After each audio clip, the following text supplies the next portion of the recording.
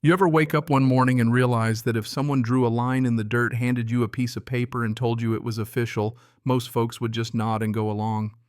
Yeah, that's how my little saga started, except the line was 500 acres wide and the paperwork was a work of fiction that'd make even a con man blush. I guess I should back up.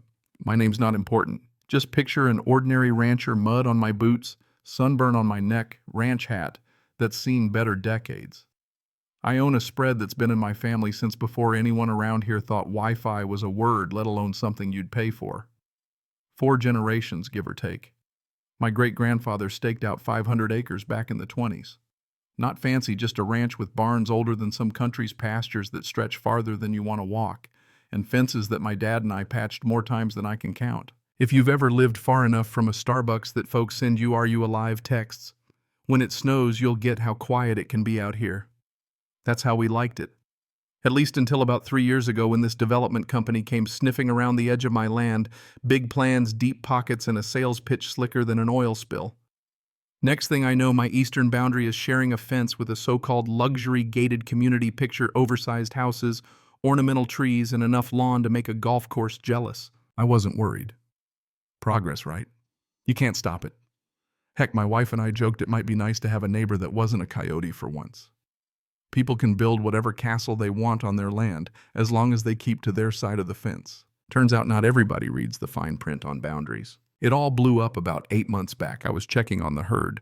Just me, the sunrise, the smell of hay, and I see a group of folks wandering around out past the far fence line. Cameras, hiking boots, the whole look at us were outdoorsy starter pack. They looked lost, but not lost enough to keep off private land. I roll over, say my howdy, and ask if they're looking for something, or maybe they just wandered in from the next county over. One lady probably spent more on her boots than I make in a month, whips out her phone and shows me a digital map. It's part of our community trail system, she says, all smiles.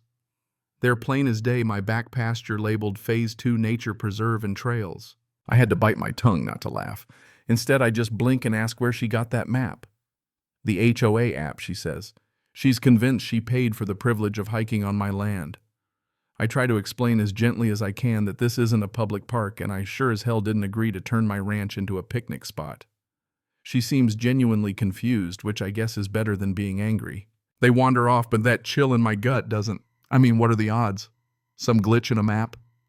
Maybe the developers got a little overeager. I try to brush it off.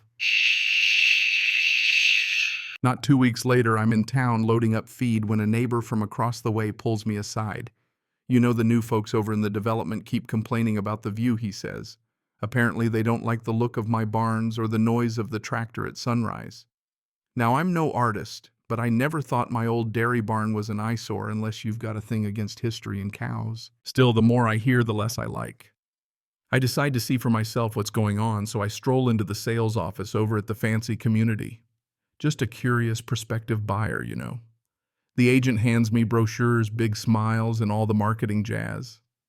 And there it is in full color, aerial views with my fields marked out as planned community, nature preserve, complete with imaginary hiking trails and picnic tables, stuff that only exists in someone's daydreams or maybe their fundraising plans. The sales rep says, "Oh yes, that's all part of Phase 2.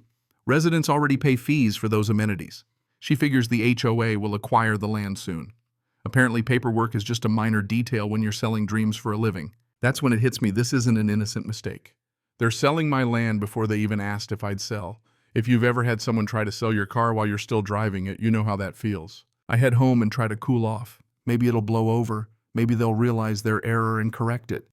Wishful thinking, right? A week later, my wife comes running out to the barn, waving an official-looking letter from the HOA. Formal notice of maintenance, access, and aesthetic compliance requirements. That's a mouthful for "we think we own your land and you better start cleaning it up for us." They want the old barn gone. They want the equipment out of sight. And they want it all done in 30 days or they'll start fining me. I can't help but laugh. I mean, these folks seriously believe they can just issue fines and make my family's history disappear because it doesn't fit the neighborhood vibe I've seen plenty in my years, but this is a new flavor of audacity. Lucky for me, my family's got a lawyer who knows his way around property law and can spot BS from a mile away. He just about falls out of his chair laughing when he reads the letter. They have no jurisdiction, he says. They might as well fine you for the color of your sky. But he warns me HOAs can be stubborn and sometimes all it takes is enough paperwork and bluster to scare someone into giving up what's theirs. So I decide to play it smart. I show up at the next HOA meeting. It's in their plush clubhouse, all glass and leather, the kind of place where even the carpet seems expensive. I introduce myself, lay out the facts. My property isn't theirs. Never was, never will be. The president, big city type with a handshake like a cold fish, gives me this grin that says, "Aw, aren't you cute?" He starts throwing around legal terms like prescriptive easements and community jurisdiction, claims they've done all the research that my land is practically theirs already. The room eats it up. I try to explain again that you can't just draw lines on a map and call it a day, but the president shuts me down, says their lawyers are handling it.